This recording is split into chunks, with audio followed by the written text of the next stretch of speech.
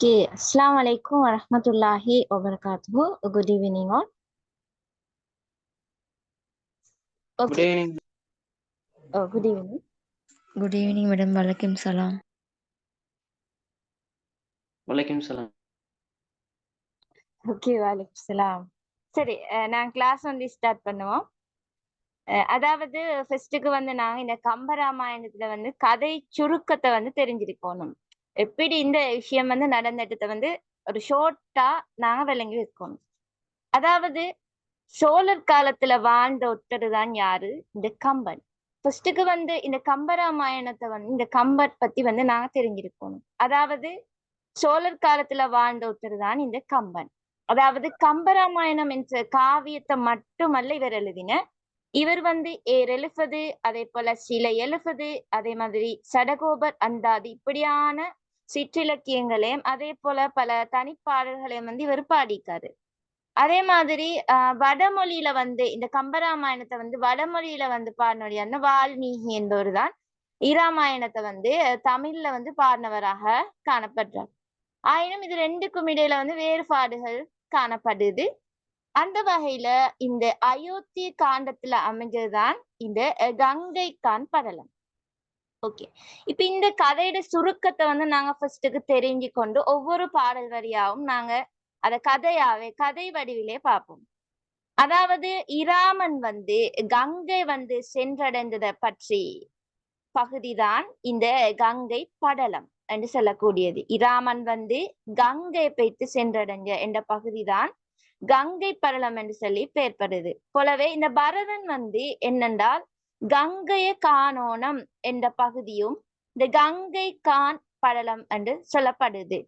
அதாவது இராமன் வந்து காடு செல்ற வழியில வந்து கங்கை கரை போய் தடைதான். ஆதலாலதான் கங்கை படலம் என்று சொல்லி பெயர் பெற்ற. ஆனால் பரதன் வந்து என்னத்துக்காக வேண்டி போறான்? பரதன் வந்து ராமனை பார்க்கணும், நான் ராமனை காணோனம் என்று சொல்லி நோக்கத்தின் முனைப்புலதான் அவன் கங்கையை போய் தடைதான். ஆதலாலதான் அத வந்து கங்கை படலம் என்று சொல்லாம கங்கை கான் படலம் அப்படின்னு சொல்றேன். சோ இது வந்து கிளியரான ஒரு விஷயம். அதாவது என்னென்றால் இப்ப வந்து பொதுவா வந்து சொன்னால் இப்ப பரதன் வந்து கங்கை காணக்கூடிய பகுதிதான் கங்கை கான் படலம்னு சொல்ற. அதாவது இராமன் வந்து என்ன, இராமன் காடு செல்ற வழியில தான் கங்கை கரைக்கு போற, கங்கை கரை அடைஞ்சு அப்படி போறான். எது அவன் நோக்கம்? அவன் காட்டுக்கு போறது. இராமன் வந்து காடு செல்ற வழியில தான் கங்கை கரை அடையுது. அதனாலதான் கங்கை படலம்னு சொன்னான். ஆனால் பரதன் என்ன, பரதன் வந்து இராமனை பார்க்க போனோம் என்று சொல்லிதான் போற. இல்லைங்கண்ணா, பரதன் வந்து இராமனை காணோணம் என்ற நோக்கத்தின் முனைப்புலதான் போற. அப்படி போறதால அவன் கங்கை அடைதல்ல கங்கை படலம் என்று சொல்லாம கங்கை கான் படலம் அப்படின்னு சொல்லப்படுது.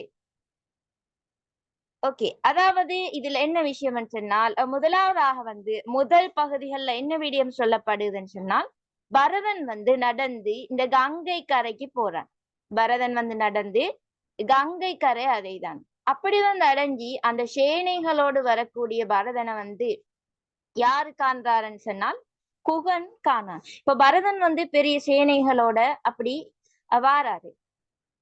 அதாவது பரதன் வார நோக்கம் ராமனை கண்டு அவன்கிட்ட வந்து அவனுக்கு ஆட்சியை கொடுக்கணும் என்ற நோக்கத்துலதான் பரதன் வந்து வார காட்டுக்கு. பட் இவங்க நினைக்கிற என்னண்டு, இவரு நினைக்கிற அப்படி இல்ல, அவனை காட்டுலயும் வாழ விடாம அவனை வந்து இதாக்கி போடுறதுக்காகத்தான் இவர் வார அப்படின்னு தான் இவர் நினைக்கிறார்.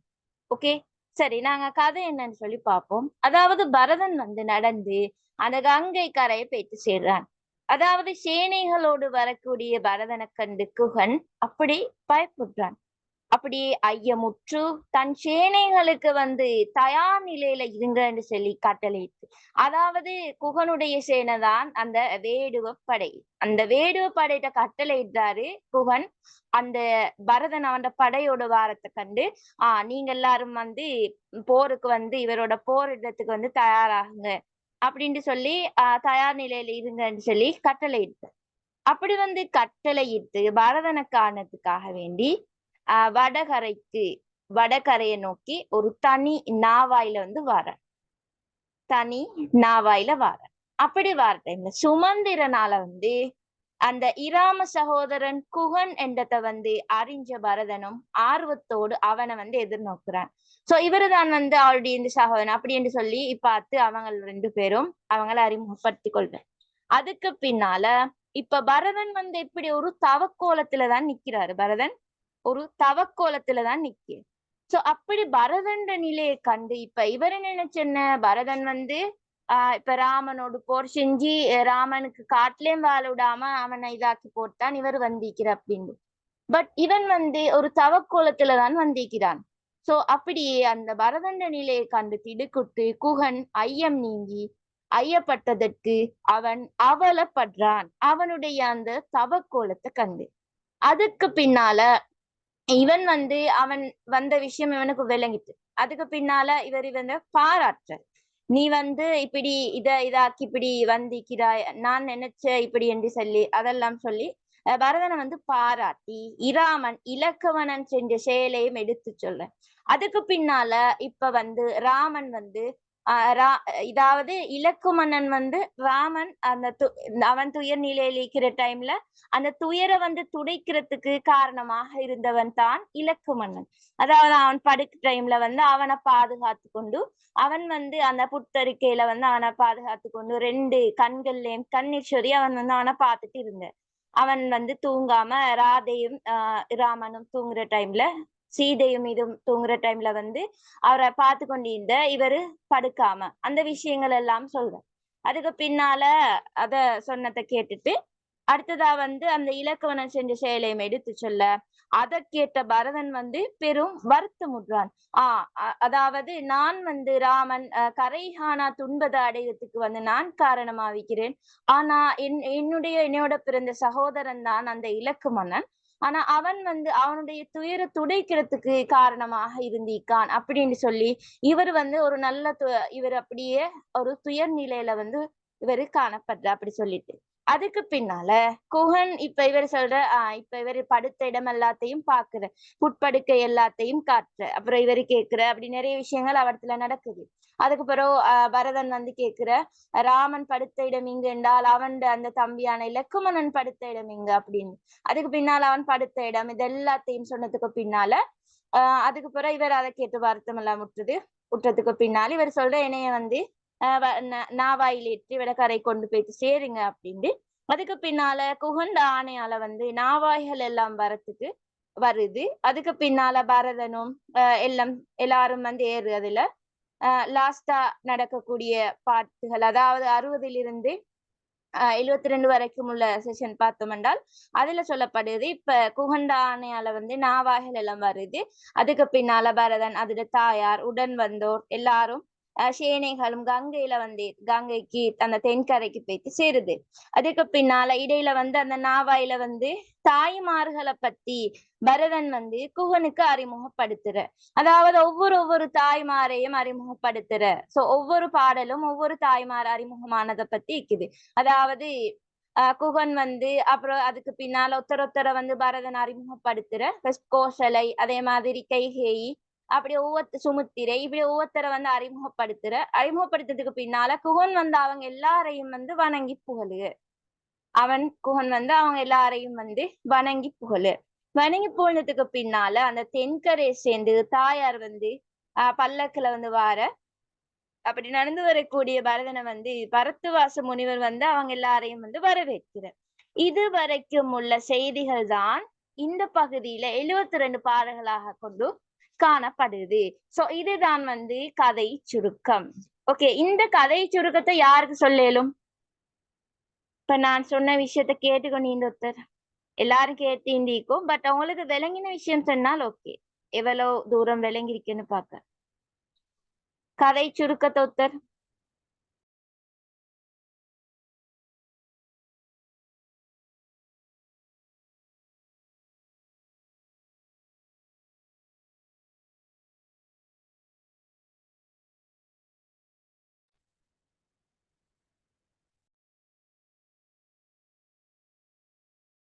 ஓகே, ஏண்டா நான் ஒவ்வொரு கிளாஸ்லயும் கேட்பேன். பட் இதுக்கு பிறகு செல்றதுக்கு வந்து ரெடி ஆயிக்கணும் எல்லாரும். கதை சுருக்கம் நாளை உள்ள கிளாஸ்ல எல்லாரும் பார்த்து வரணும். இந்த இதுதான் அவங்களுக்கு ஃப்ரீ கிளாஸ். பட் நாளையில இருந்து நெக்ஸ்ட் மண்டேல இருந்து எல்லா கிளாஸ் அது வாரதா இருந்தால் என்ன நம்பருக்கு மெசேஜ் போட்டு உங்களுக்கு ஜாயின் ஆகலாம். அது வந்து ஃபுல்லா 3 மந்த்துக்கும் சேர்த்து 2000 ஃபீஸ் கட்டினீங்கன்னா எல்லாருக்கும் அதுல ஜாயின் பண்ணிக்கொள்ளலாம். வாட்ஸ்அப் நம்பர் அப்படி இல்லாதவங்க இருந்தால் நான் இப்போ செட்ல போடியேன், உங்களுக்கு அதுக்கு மெசேஜ் போட்டு ஜாயின் பண்ணிடலாம்.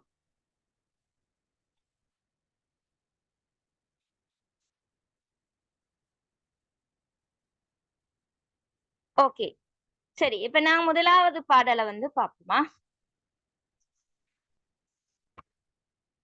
முதலாவது பாடல் என்ன சொல்லப்படுதுன்னு சொன்னால் 1 - 13 வரைக்கும் உள்ள பாடல்ல வந்து இந்த பெருஞ்சேனையோட வந்த குகன் வந்து அந்த பரதனை கண்டு அப்படி ஐயமுற்று குகன் வந்து அவனுடைய அந்த படைய கூட்டினது. வரையான பகுதி அடிப்படையாக கொண்டுதான் 1 - 13 வரைக்கும் உள்ள பாடல்கள் வந்து காணப்படுது.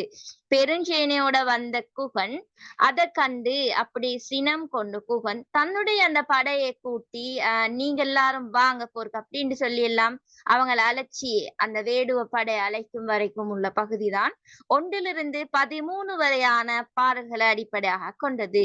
அந்த வகையில முதலாவது பாடல் என்ன சொல்லப்படுதுன்னு சொன்னால், இராமனை மீட்க புறப்பட்ட பரதன் வந்து அவனுடைய அந்த சேனையோடு கங்கையின் கரையை அடைதல். அதாவது அடுத்தது ஒரு விஷயம் என்னென்றால், எல்லாரும் தொகுமுகை புக் அல்லது திருநாவுக்கரசர் செய்த புக் உங்களோட கையில் இருக்கணும். ஒவ்வொரு பாடலும் நான் எக்ஸ்பிளைன் பண்ற டைம் நீங்க அதுல அந்த பாடல்களை பார்க்கணும். அதே போல சில பாடல்கள் வந்து கொண்டு கூட்ட வரும் அதுல. அப்ப அந்த டைம்ல வந்து நீங்க நம்பர் நான் சொல்ற மாதிரி போட்டு அதை படிச்சுட்டு போகணும். கட்டாயம் எல்லாட்டையும் இந்த புக் வந்து இருக்கணும். ஸோ அப்பதான் உங்களுக்கு கிளியரா விளங்கும். தொகுமுகை புக் அதோட பிடிஎஃப் வந்து இல்லாதவங்க கேட்கலாம். பிடிஎஃப் இருக்குது, நான் என்ன குரூப்லயும் போட்டிருந்தேன், கமெண்ட் குரூப். அதே மாதிரி இல்லைன்னா திருநாவுக்கரசர் சேர்ந்த புக், அப்படி எது சரி ஒரு புக் இருந்தால் ஓகே, அதுல கிளியரா படிச்சுட்டு போங்க. ஓகே அதே மாதிரி ஓகே சரி சரி. அடுத்தது பாடல் என்ன சொல்லப்படுதுன்னு சொன்னால், இராமனை மீட்க புறப்பட்ட பரதன் வந்து அவனுடைய அந்த சேனையோடு கங்கையிட கரையை போய்த்து சேரு, கங்கை கரை அடைதல். அதாவது இப்படி பூவிரி பொலன் கலல் பொறியில் தானையான் காவிரி நாடு அன்ன கலனி நாடு உரி தாவர சங்கமம் எனும் தன்மையை யாவையும் இறங்கிட கங்கை எழுதினான். ஓகே, இந்த பாடல்ல என்ன இது இருக்குது, என்ன அணிகள் கையாளப்பட்டிருக்குது? ஓகே தெரிஞ்சவங்க? பூவிரி பொலன்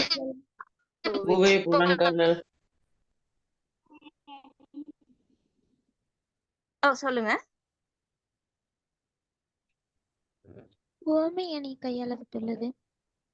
ஓகே வெரி குட். உவமை அணி கையாளப்பட்டிருக்குது. எது அது உவமை அணி?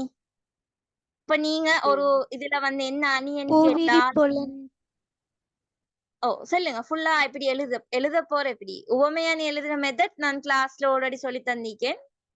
சோ அப்படி கிளாஸ் வந்து ஒருத்தர் இதெல்லாம் எல்லாம் நியூவா தான் நீக்கும், அவங்க எல்லாருக்கும் ஃபுல்லா முடிச்சிக்கிறேன்.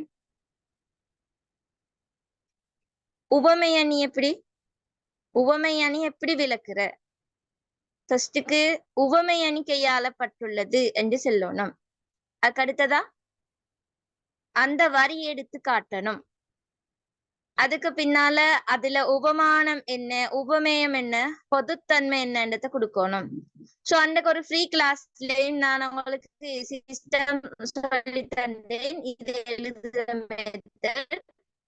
சோ இப்படி உபமானம் உபமேயம் கண்டுபிடி வந்து பார்த்து சொல்லுங்க. உவமை அணி கையாளப்பட்டுள்ளது என்று கொடுத்துட்டு என்ன அதுல இருக்கிற உவமை அணி? காவேரி நாடு அண்ண கலனி நாடு உரி. Yes very good. அதுல எது உபமானம்? சோழ நாடு.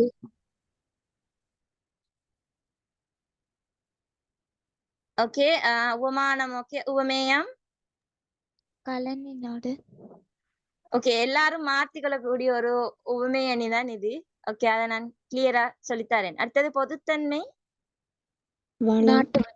நாட்டின் வளம். ஓகே சரி. ஓகே அதாவது இந்த பாடல் என்ன சொல்லப்படுதுன்னு சொன்னால், பூவிரி பொலன் கலல் அப்படின்னு சொன்னால் அழகுமிக்கதும் பொன்னால் செய்யப்பட்டதுமான வீர கலலையும் பூவிரி பொலன் கலல். ஓகே, பொறியில் தானையான்னு சொன்னால் ஒப்பற்ற சேனையையும் உடைய பரதன். அதாவது அந்த வரி மூலம் என்ன சொல்லப்படுதுன்னு சொன்னால், அழகுமிக்கதும் பொன்னால் செய்யப்பட்டதுமான வீர கலலே ஒப்பற்ற சேனையும் உடைய பரதன். அப்ப இந்த வரியில பரதனுடைய சிறப்பு தான் கூறப்படுது. அதாவது அழகுமிக்கதும் பொன்னால் செய்யப்பட்டதுமான வீர கலலே, அதே மாதிரி அதிகளவான சேனையையும் உடையவன் அப்படின்னு சொல்லி பரதன் சிறப்பிக்கப்படுது. ஓகே, அடுத்த வரி என்னென்றால், காவிரி நாடு அன்ன கலனி நாடு ஒரீ. அதாவது ஒரு உவமை அணி ஒண்ணு நீங்க கண்டுபிடிக்கிற, இதுல என்ன அணி இருக்குன்னு சொல்லி கேட்டால், உவமை அணி ஒண்ணு நீங்க கிளியரா பார்க்கணும் அப்படின்னால், உவமை அணி காண்றதுக்கு என்னன்னா அன்ன போல ஒத்த அப்படி வரக்கூடிய சொற்கள் இருந்தால் அது உவமை அணி. அன்ன போல ஒப்பு இப்படியான சொற்கள் இருக்கணும். அப்படி இருந்தால் அது உவமை அணி. அதுதான் உவமை அணி. உருஃபு போல அன்ன ஒப்பு அப்படி வரக்கூடியதான் உவமை அணிட உருஃபு. சோ அப்ப நீங்க அவடத்துல விளங்கணும் இது உவமை அணி அப்படின்ட்டு. ஓகே, அப்ப இதுல சொல்லப்படுது காவிரி நாடு அன்ன கலனி நாடு ஒரீ.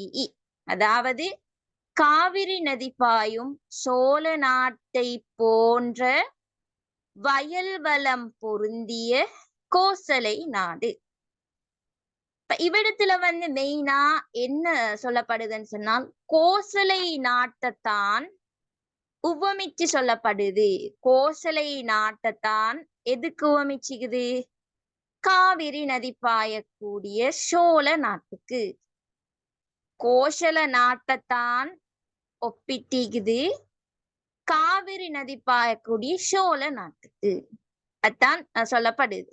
சோ அத கிளியரா இவ்விடத்துல விளங்கும்.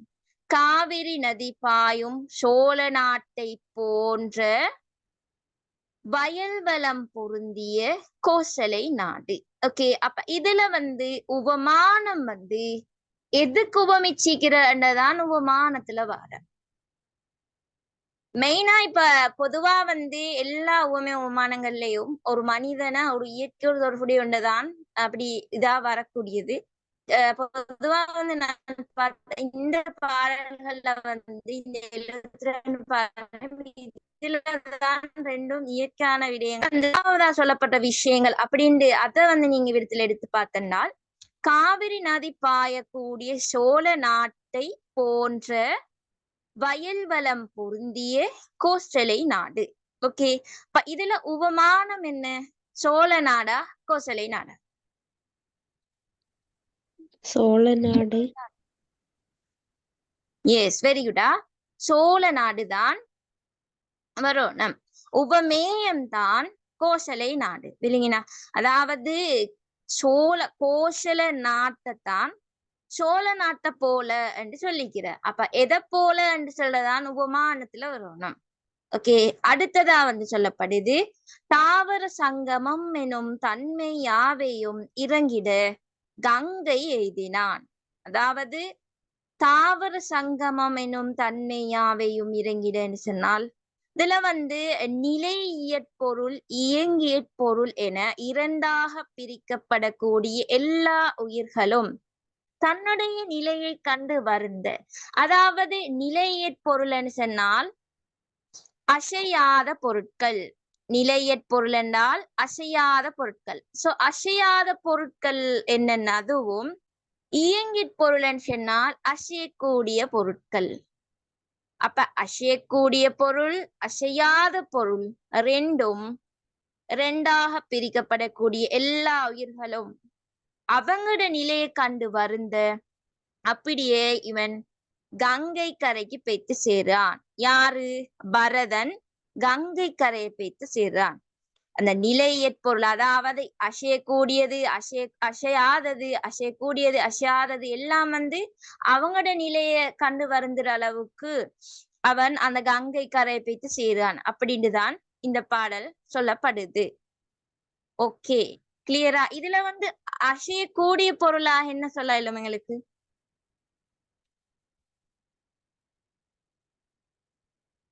அசையக்கூடிய பொருளா? விலங்குகள், பறவைகள், விலங்குகள், பறவைகள், எஸ், குட், ஓகே. அசையாதது? மரம், தாவரங்கள், ஓ, தாவரம், மரங்கள், ஓகே. அந்த விஷயங்களை சொல்லிடுமா? அப்படி அப்படின்னு கேள்வி கேட்கலாம் இதுல. சரி, கிளியர் தானே இந்த பாடல்? என்ன சரி டவுட் தீக்கிறவங்க ஒரு பாடலையும் நான் கிளியரா விளங்கி கொண்டு போகணும். அப்படி என்ன சரி விளங்காட்டி இன்னொருக்கும் கேட்கலும், நான் ரிட்டர்ன் எக்ஸ்பிளைன் பண்ணுவேன். பாடல் கிளியர் தானே? உவமையணி, அதே போல இந்த பாடல யாரோட சிறப்பு மெயினா சொல்லப்படுது, அதே மாதிரி இதுல வந்து நிலையற் பொருள், இயங்கிற் பொருள் என்ன விஷயங்கள், இதுல டவுட் தீக்கிறவங்க இந்த பாடல்? இல்ல மிஸ். இல்ல மிஸ். ஓகே, சரி. இப்ப நாங்க இதுல கேள்வி எழுதி கொள்வோம்.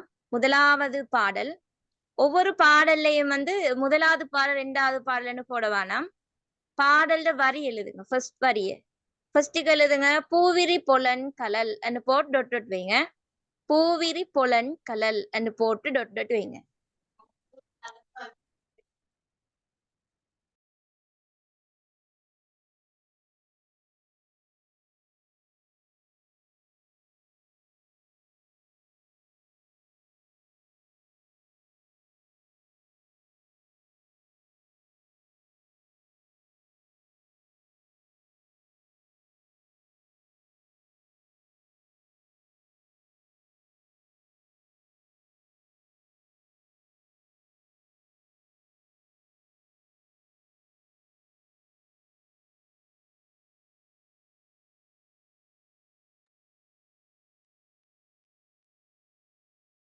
Okay miss.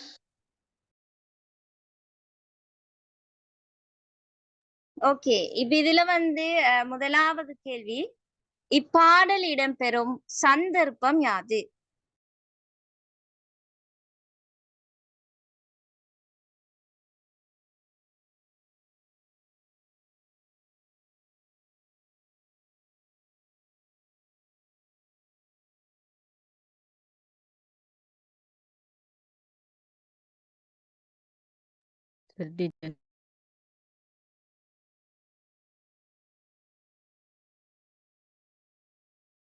ஓகே, சந்தர்ப்பம் எழுதிக்கோங்க. பெருஞ்சேனையுடன் வந்த குகன், பெருஞ்சேனையுடன் வந்த குகன், இப்படி எழுதுங்க. இராமனை மீட்க பெருஞ்சேனையுடன் வந்த குகன்,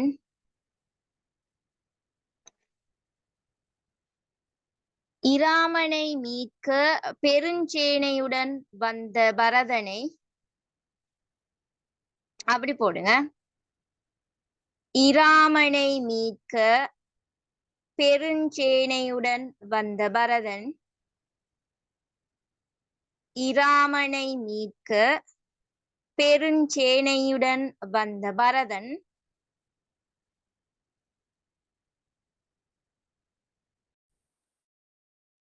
சரி டீச்சர். பரதன்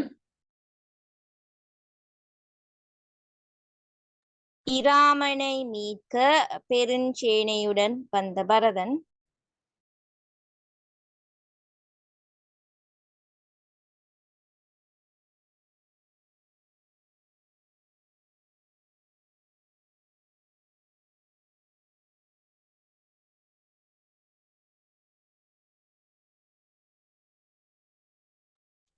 பரதன் தன் சேனையோடு தன் சேனையோடு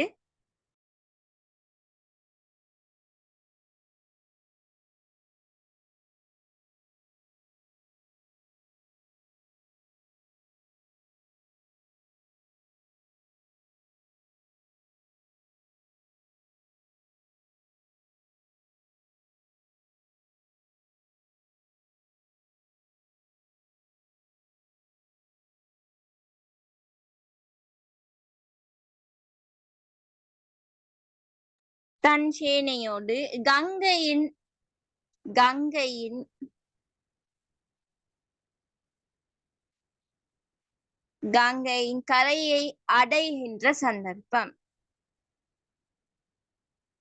தன் சேனையோடு கங்கையின் கரையை அடைகின்ற சந்தர்ப்பம். கங்கையின் கரையை அடைகின்ற சந்தர்ப்பம்.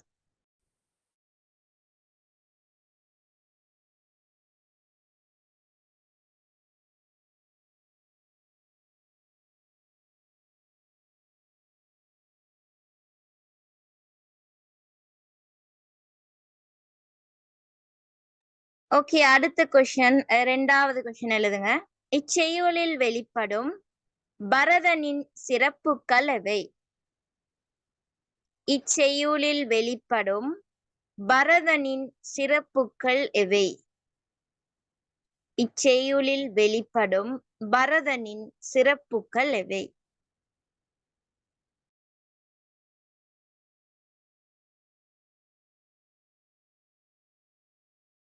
அதாவது இதுல முக்கியமான ஒரு பகுதி என்றால், இந்த 12 மார்க்ஸ் கொஸ்டினுக்கு நீங்க நிறைய டைம் எடுத்துக்கொண்டு இதை எழுத வேண்டிய இஷ்யூ இல்லை.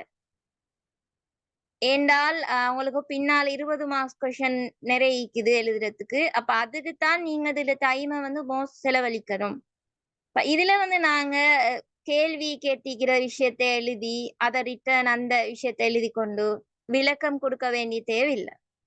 இதுக்கு வந்து நாங்க மெயினா என்ன கேட்டிக்கிறாங்களோ அந்த விஷயங்களை கொஞ்சம் விளக்கமா எழுதினால் இந்த பகுதி ஓகே.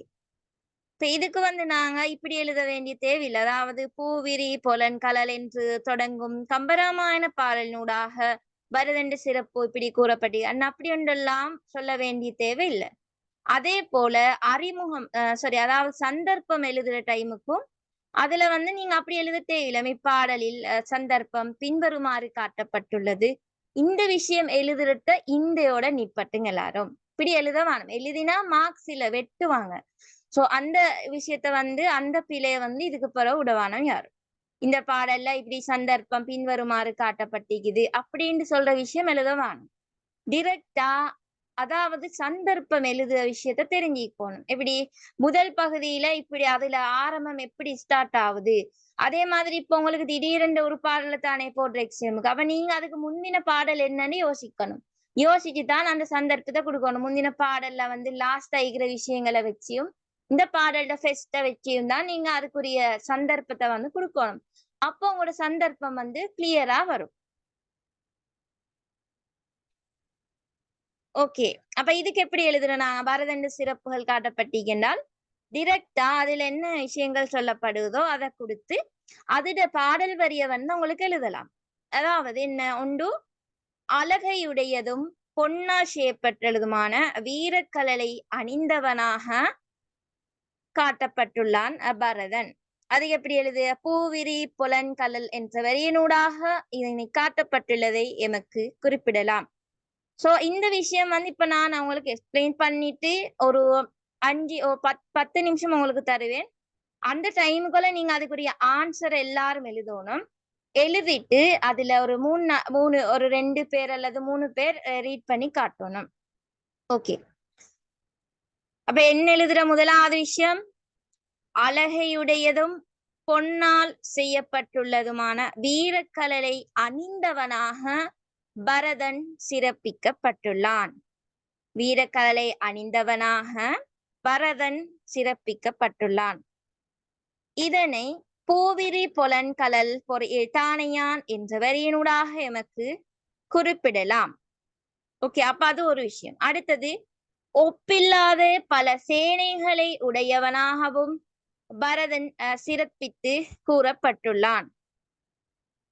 பொறியில் தானையான் என்ற வரியினூடாக இதனை குறிப்பிடலாம். எப்படி முதலாவது வந்து அழகையுடையதும் பொன்னால் செய்யப்பட்டதுமான வீரக்கலலை அணிந்தவனாக பரதன் சிறப்பிக்கப்பட்டுள்ளான்.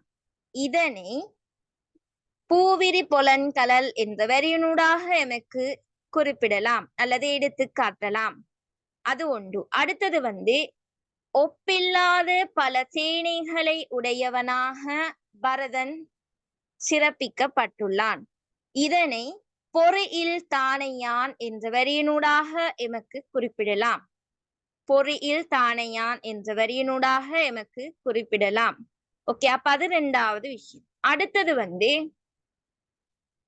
அடுத்ததா வந்து எழுதலாம் எங்களுக்கு, மேலும் அசைகின்றவைகளான மனிதன், தேவர்கள், மிருகங்கள் உயர்வான பிறப்புக்கள் என்பனவும் அசையாத தன்மை கொண்டவைகளான மரங்கள், செடி, கொடி, தாவரங்கள் அனைத்தும் வருத்தப்படும்படியாக பரதன் கங்கை கரையை அடைந்தவனாக பரதனுடைய சிறப்பு கூறப்பட்டுள்ளது.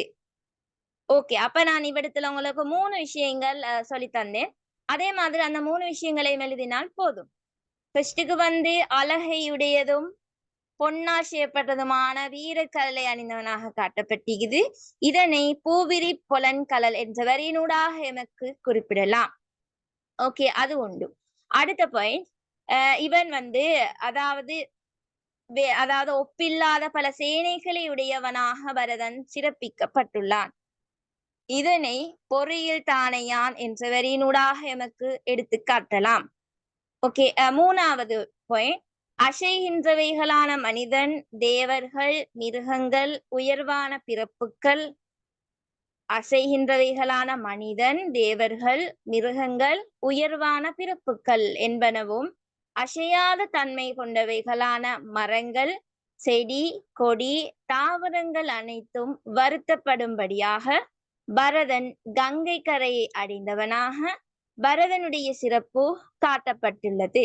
இவ்வாறு பரதனுடைய சிறப்புகள் பற்றி எமக்கு குறிப்பிடலாம். ஓகே, டைம் தர எழுதிட்டு ஒவ்வொருத்தரா ரீட் பண்ணுங்க.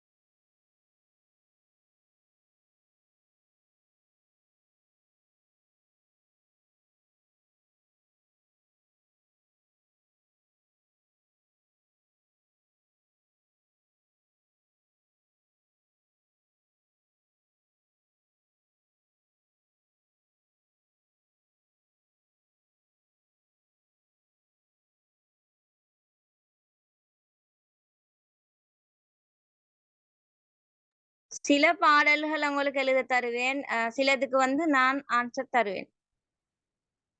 இல்லைன்றால் அவங்களுக்கு அவத்துல ஒரு இதொண்டு வரும், ஒரு சோம்பர் என்றால் ஒரே டைம்ல அப்படி நான் சொல்லிட்டு போனாலும் சில பேருக்கு அது கஷ்டம். ஓகே, எழுதினவங்களுக்கு ரீட் பண்ணேலும்.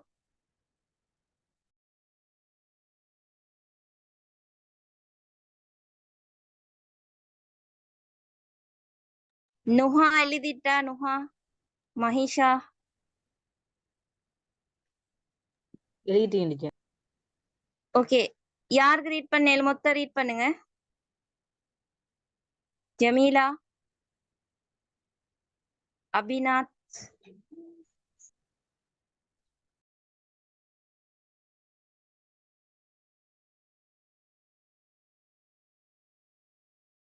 அடுத்தது நீங்க டைம் மேனேஜ் பண்ணி டைமுக்குள்ள எழுதணும். நிறைய பேரும் நீங்க எழுதிட்டு பேப்பர் பார்க்கலும் எனக்கு ஒரு கேள்விக்கு டைம் போதா அப்படின்னு சொல்றவங்க கேக்குது. சோ அது அவங்க டைம் வச்சு எழுதி பழவாதவங்க. சோ நீங்க இந்த பகுதியில இந்த கம்பராமாயண பாடல் செய்யுள் பகுதி ரெண்டும் வரும் தானே, 24 மார்க்ஸ் கொஸ்டின். சோ நீங்க அந்த 24 மார்க்ஸ் கொஸ்டினுக்கு நீங்க எடுக்க வேண்டியது 20 நிமிஷம் தான். நீங்க 20 நிமிஷத்துக்குள்ள தான் அந்த கேள்விக்குரிய ஆன்சர்ஸ் வந்து எழுத பார்க்கணும். அதே மாதிரி அந்த பெராகிராஃப் கொஸ்டின் வந்து இது 16 மார்க்ஸ். அத வந்து ஒரு 35 நிமிஷம், இதுக்கு 30 நிமிஷம். விளங்குதா? 1 மணி நேரத்துக்குள்ள அந்த 2யும் செஞ்சுட்டு மத்ததா பின்னால் இருக்கக்கூடியதுக்கு வந்து 2 ஹவர்ஸ் வச்சீங்கன்னா நல்லா கிளியரா உங்களுக்கு ஆன்சர்ஸ் வந்து எழுதி கொடுக்கலாம்.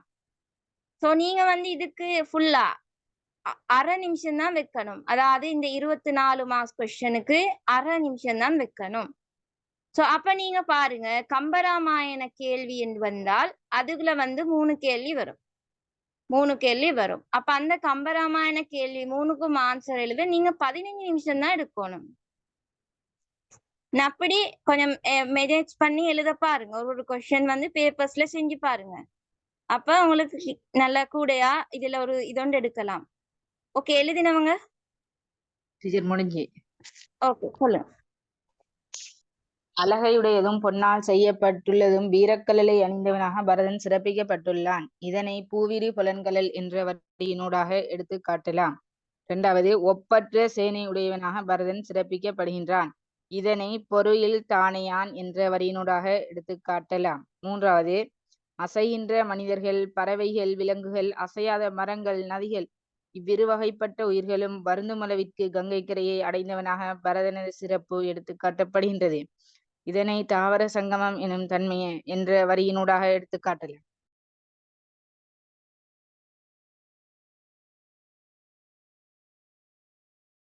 Okay, very good. வேற இன்னொருத்தர்?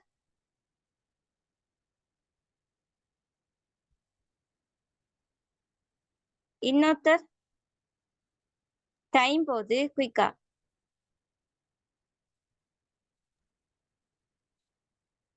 சஜானி?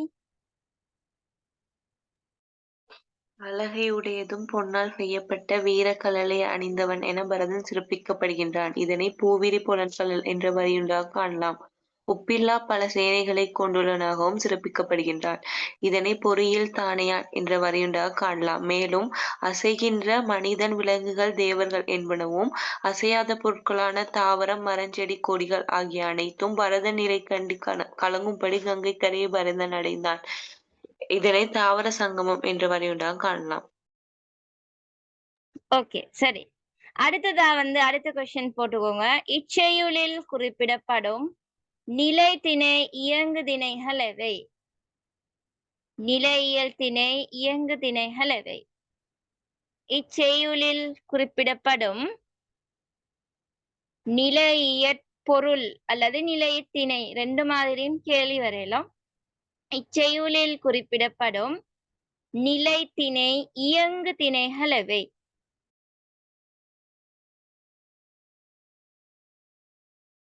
இச்செய்யுளில் குறிப்பிடப்படும் நிலை திணை இயங்கு திணைகள் எவை?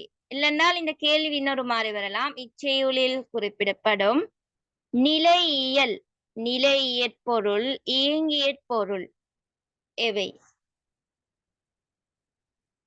ஓகே, எப்படி எழுதுறது? அதாவது டிரெக்டா ஆன்சரை கொடுங்க. இயங்கு திணை என்று சொன்னால் அசையக்கூடிய உயிருள்ளவைகளையே இச்செய்யுளில் கம்பர் குறித்து காட்டியுள்ளார். இயங்கு திணை என்று சொன்னால் அசையக்கூடிய உயிருள்ளவைகளையே இச்செய்யுளில் கம்பர் குறித்து காட்டியுள்ளார். அதாவது மனிதர்கள், தேவர்கள், மிருகங்கள் என்பவற்றை கம்பர் நிலை திணைகளாக எடுத்து காட்டி இவைகளெல்லாம் வருத்தம் அடையும்படியாக பரதன் கங்கை கரை அடைந்தான் என்று குறிப்பிட்டுள்ளார். மேலும் நிலைத்திணை என்று சொன்னால் அசைய முடியாமல் ஒரே இடத்தில் நிலையாக இருக்கக்கூடியவைகளை நிலைத்திணையாக கம்பர் எடுத்து எம்பியுள்ளார். அதாவது மரங்கள், செடிகள், கொடிகள், தாவரங்கள் என்பவற்றை குறிப்பிடலாம். இவ்வாறானவைகள் எல்லாம் தன்னுடைய நிலைமைகளை கண்டு வருத்தமடைய பரதன் கங்கை கரை அடைந்தான் என்பது பாடலில் தெளிவுபடுத்தப்படுகின்றது. ஓகே, இது எழுதிக்கோங்க, நான் ஆன்சர் சொல்றேன். இயங்கு திணை என்று சொன்னால், இயங்கு திணை என்று சொன்னால் அசையக்கூடிய உயிருள்ளவைகளையே இயங்கு திணை என்று சொன்னால் அசையக்கூடிய உயிருள்ளவைகளையே இச்செய்யுளில் கம்பர் குறித்து காட்டியுள்ளார்.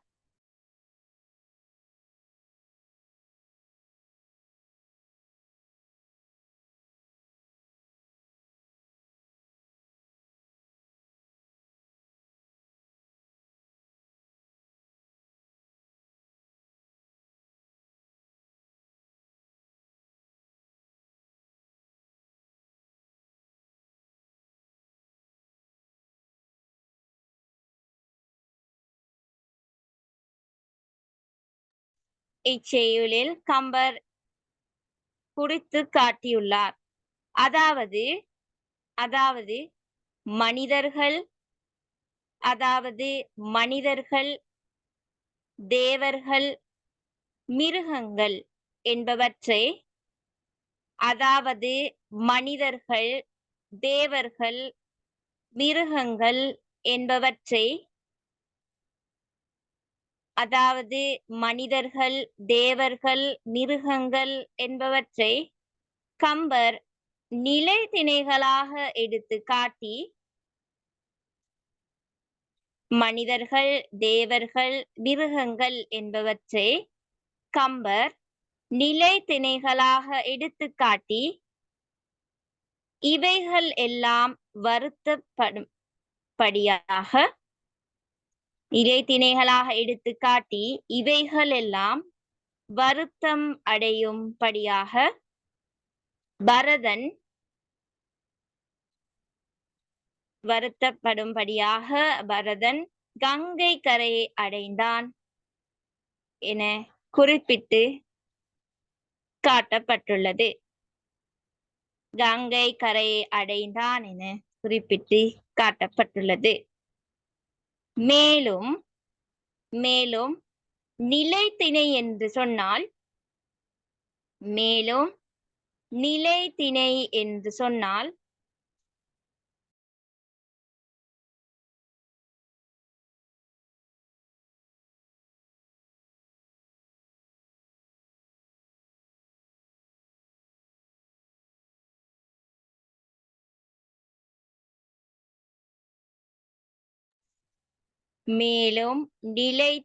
என்று சொன்னால் அசைய முடியாமல் ஒரே இடத்தில் நிலைத்திணை என்று சொன்னால் அசைய முடியாமல் ஒரே இடத்தில் நிலையாக இருக்கக்கூடியவைகளை நிலைத்திணை என்று சொன்னால் அசைய முடியாமல் ஒரே இடத்தில் நிலையாக இருக்கக்கூடியவைகளை அசைய முடியாமல் ஒரே இடத்தில் நிலையாக இருக்கக்கூடியவைகளை நிலைத்திணையாக கம்பர் எடுத்தியம்பியுள்ளார். நிலைத்திணை என்று சொன்னால் அசைய முடியாமல் ஒரே இடத்தில் நிலையாக இருக்கக்கூடியவைகளை நிலைத்திணையாக கம்பர் எடுத்தியம்பியுள்ளார். நிலைத்திணையாக கம்பர் எடுத்தியம்பியுள்ளார். அதாவது மரங்கள், செடிகள், கொடிகள், தாவரங்கள் என்பவற்றை குறிப்பிட முடியும். அதாவது மரங்கள், செடிகள், கொடிகள், தாவரங்கள் என்பவற்றை குறிப்பிட முடியும்.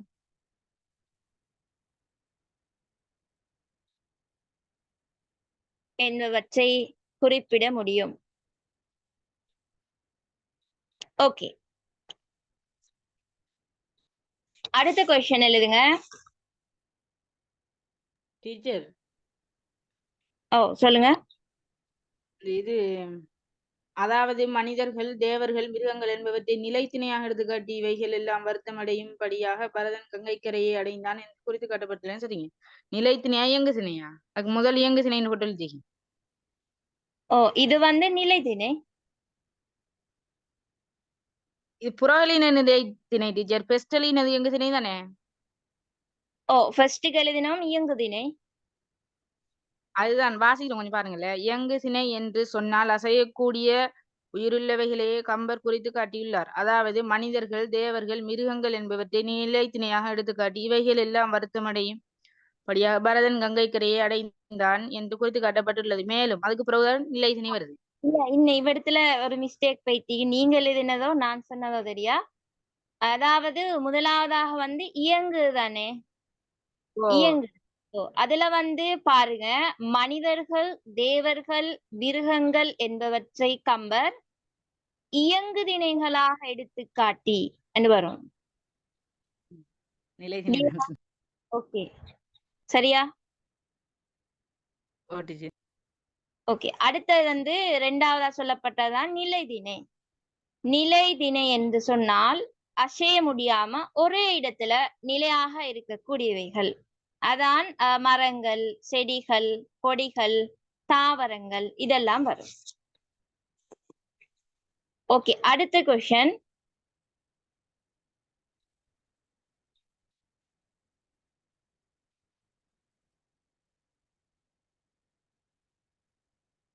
இப்பாடலில் இடம்பெற்றுள்ள அணியினை குறிப்பிட்டு விளக்குக. இப்பாடலில் இடம்பெற்றுள்ள அணியினை குறிப்பிட்டு விளக்குக.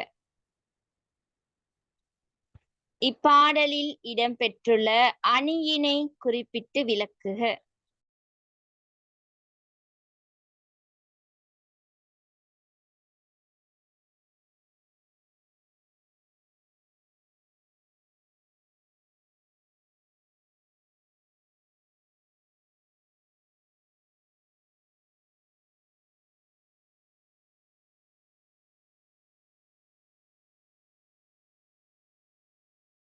சரி.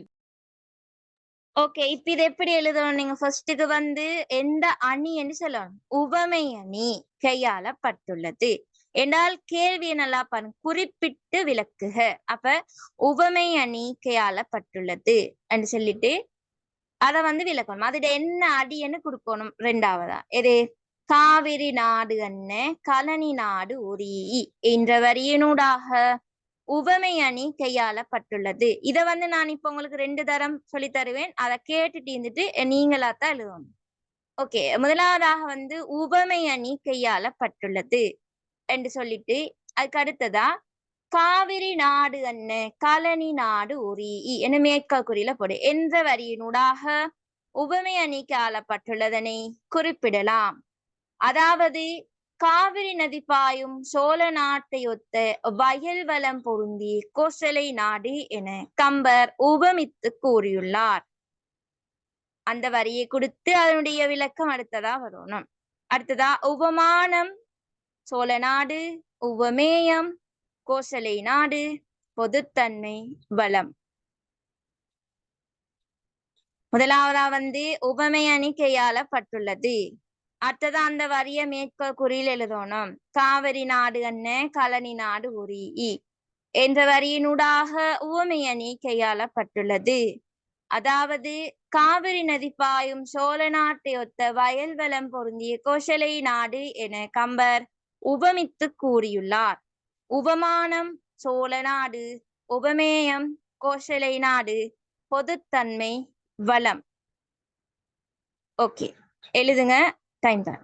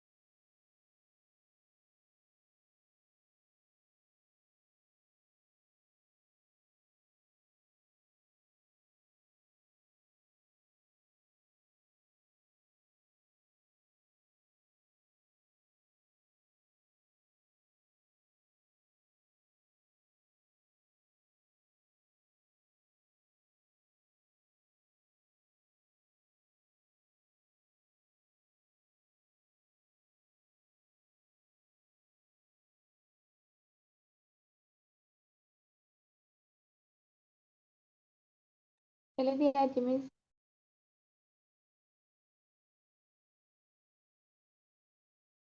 இட்ஸ் ஓகே, ரீட் பண்ணுவோம். வாசிக்கவா மிஸ்? ஓ ஓகே. உவமை அணி கையாளப்பட்டுள்ளது. காவிரி நாடு அன்ன கழனி நாடு ஒரு என்ற வரியினூடாக உவமை அணி கையாளப்பட்டுள்ளது. அதாவது காவிரி நதியால் வளம் பெறும் சோழ நாட்டை கோசலை நாட்டுக்கு கம்பர் ஒப்பிட்டுள்ளார். உவமானம் சோழ நாடு, உவமேயம் கோசலை நாடு, பொதுத்தன்மை வளம். ஓகே, வெரி குட்டா. இன்னொருத்தர் ஓமையணி கையாளப்பட்டுள்ளது. காவிரி நாடு அன்ன கழனி நாடு ஒரு என்ற வரியினூடாக ஓமையணி கையாளப்பட்டுள்ளது. அதாவது காவிரி நதியால் வளம் பெற்ற சோழ நாட்டை வயல் வளம் மிக்க கோசலை நாட்டுக்கு கம்பர் உவமித்து கூறியுள்ளார். ஓமானம் சோழ நாடு, ஓமேயம் கோசலை நாடு, பொதுத்தன்மை வளம் மிக்கது. ஓகே சரி. இன்னொருத்தர் நீங்க இவ்விடத்துல ரீட் பண்ணினா உங்களுக்கு என்னன்னாலும் ஞாபகத்துல இருக்கும். சோ அதான் அப்படி ஒரு டைம் தாரேன் நான்.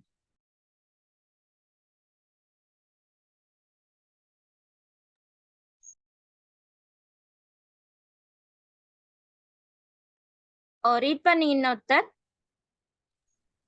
உவமையணி கையாளப்பட்டுள்ளது. அதாவது காவிரி நாடு அன்ன கழனி நாடு ஒரு என்ற வரியுண்டாக உவமையணி கையாளப்பட்டுள்ளது. அதாவது காவிரி நதி பாயும் சோழ நாட்டை ஒத்த வயமானம் சோழ நாடு, உவமேயம் கோசல் நாடு, பொதுத்தன்மை வளம் சிறப்பு. ஓகே சரி. இப்ப இதா அடுத்ததா வந்து இந்த கதை வந்து நான் இன்னொரு தரம் சொல்றேன். என் நாளைக்குள்ள கிளாஸ்ல என்கிட்ட ஒரு 3-4 பேரு இத வந்து நான் இப்ப சொல்ற மாதிரி அத ஃபுல்லா கதை சுருக்கத்தை சொல்லணும். கதை சுருக்கத்தை சொல்லணும். ஓகே, இப்ப நான் ரிட்டர்ன் ஒருக்க சொல்லிட்டு கிளாஸ வந்து பினிஷ் பண்ணுவேன். அடுத்ததா மண்டே தான் அடுத்த கிளாஸ். அதுல வந்து கொஞ்சம் நான் கூடிய நேரமும் பார்ப்போம். ஓகே, அதாவது கதை சுருக்கம் என்னென்றால், இப்ப வந்து இராமன் வந்து கங்கைக்கு போறான். அதாவது ஏன் போற, தசரதன் வந்துட்டு கட்டளையால அவன் வந்து காட்டுக்கு போற. சோ அந்த இராமன் வந்து கங்கையை சென்றடைந்தமை பற்றிய பகுதிதான் கங்கை படலம் என்று சொல்லக்கூடியது. அதே மாதிரி அது வந்து ராமன் கங்கையை சென்றடைஞ்சதால அது கங்கை படலம்னு சொல்ற. அத போலவே பரதன் வந்து கங்கையை காணும் பகுதியும் கங்கை கான் படலம் சொல்லப்படுது. அதாவது இப்ப இராமன் வந்து மெயினா இங்க காட்டுக்கு தான் போற. இராமன் வந்து காட்டுக்கு தான் போற. அப்படி இராமன் வந்து காட்டுக்கு போற வழியில வந்து கங்கை கரை அடையுது. சோ அதானது கங்கை படலம் சொல்லப்படுது.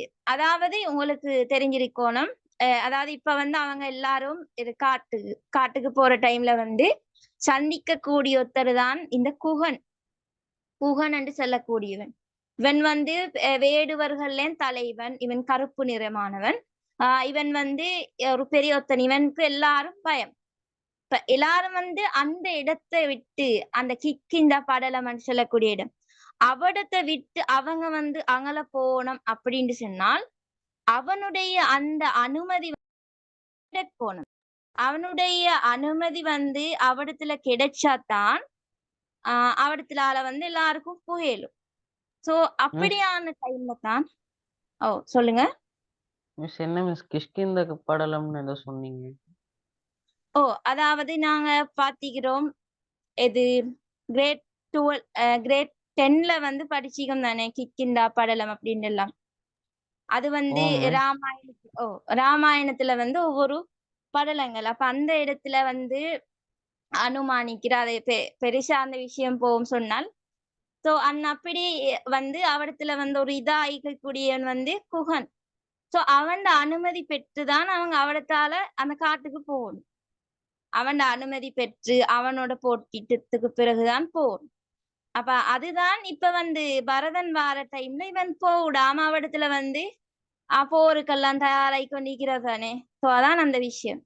அப்ப ராமன் வந்து போற வழியில வச்சு ராமன் வந்து ஒரு நல்லவன் தானே. அப்ப அந்த டைம்ல ராமன் ஒரு கூட்டாளி ஆவான். அவன் ராமன் நல்ல ஒரு ஃப்ரெண்ட். தோழன். தோழனா குகன் வந்து அவடத்துல மாறுறான்.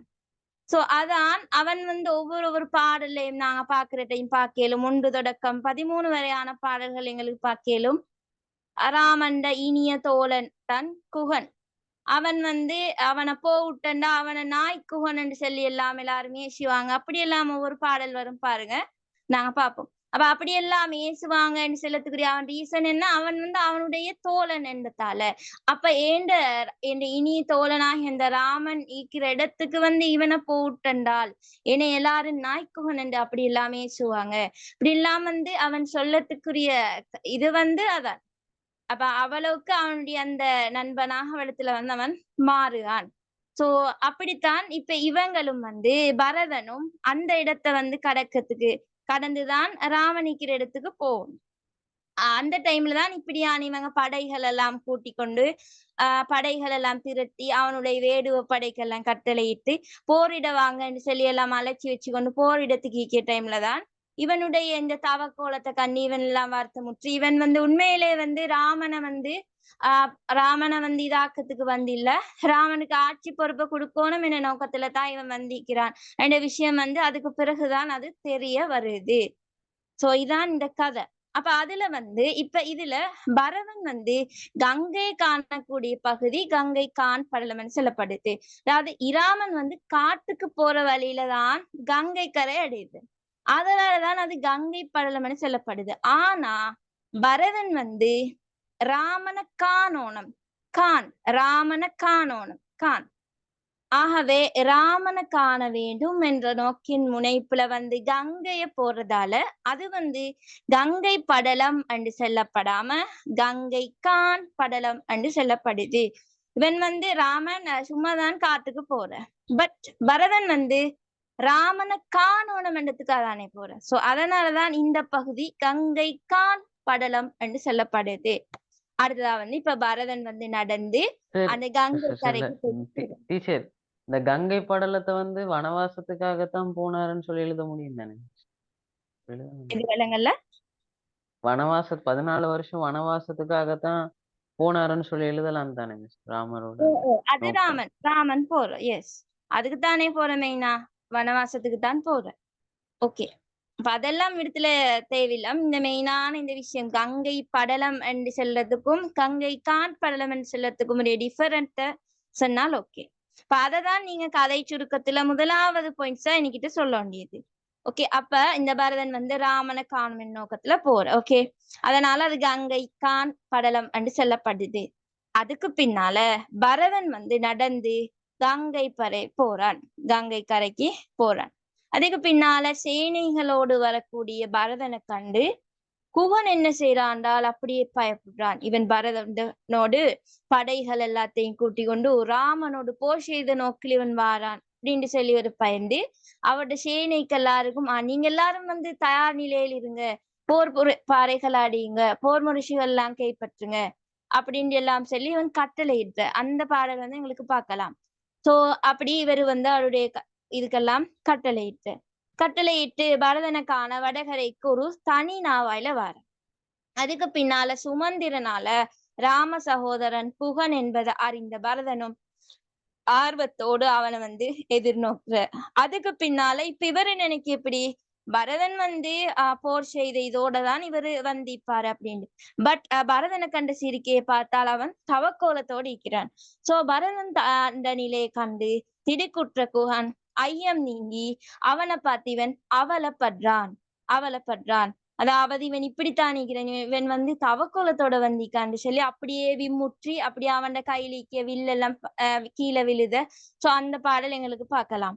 சோ அதுக்கு பின்னால் அந்த பரதனை பாராட்டி ராமன் வந்து இலக்குவனம் செஞ்ச செயலை எடுத்து செல்ல அதை கேட்ட பரதன் பெரும் வருத்தமுன்றான். எப்படி வருத்தமுன்றான்? அதாவது என்னோடைய சேர்ந்துதான் பிறந்தவன் இலக்குமன்னன், ராமனுக்கு வந்து தம்பி இலக்குமன், அதே மாதிரி பரதன் நான் தம்பி, நாங்க 2 பேரும் தம்பி. பட் இவன் வந்து இப்படியான பிரச்சனைகள் எல்லாத்தையும் இருந்து அந்த நீக்கத்துக்கு வந்து காரணமாக ஆக்கிட்டான். ஆனா நான் வந்து அவன் பிரச்சனைகளை வந்து சந்திக்கிறதுக்கு காரணமாக ஆவிக்கேன் அப்படின்னு சொல்லி பரதன் வந்து பெரிதும் வருத்தமுற்றான். அதுக்கு பின்னால குகன் வந்து கட்டளையிடுற நாவாக்கி வர சொல்லி அதுக்கப்புறம் அவங்க எல்லாரும் அதுல ஏறி போற டைம்ல வந்து அந்த அப்படி எல்லாரும் பேத்து தீக்கிறாங்க. போற வழியில வச்சு நாவழிக்கக்கூடிய ஒவ்வொரு தாய்மார்களையும் வந்து பரதன் வந்து குகனுக்கு அறிமுகம் செய்த இதுதான் கோசலித்தா, இதுதான் கேகை, இதுதான் சுமுத்திரை அப்படின்னு சொல்லி எல்லா தாய்மார்களையும் வந்து இவங்க யாரு என்று சொல்லி அறிமுகப்படுத்து. அதுக்கு பின்னால குகன் வந்து அவங்க எல்லாரையும் வந்து வணங்கி புகழு. அதுக்கு பின்னால எல்லாரும் சேர்ந்து நடந்து வர, தாயார் எல்லாரும் பல்லக்குல வர, அந்த நடந்து வரக்கூடிய பரதனை வந்து பரத்து மாச முனிவர் அப்படி வர வைக்க இந்த பகுதி வரையிலும் தான் எங்களுடைய இந்த பகுதி வந்து அமைய பெற்றிருக்குது. இதுதான் கதை சுருக்கம். ஓகே, இன்ஷா அல்லாஹ் நெக்ஸ்ட் கிளாஸ்ல எல்லாரும் இந்த கதை சுருக்கத்தை வந்து பார்த்துட்டு வரணும். அடுத்ததா அதை சொல்லிட்டு நாங்க 2வது பாடலிருந்து பார்ப்போம். ஓகே, அப்ப நான் கிளாஸ் வந்து வைண்ட் அப் பண்றேன். Good night. Thank you miss.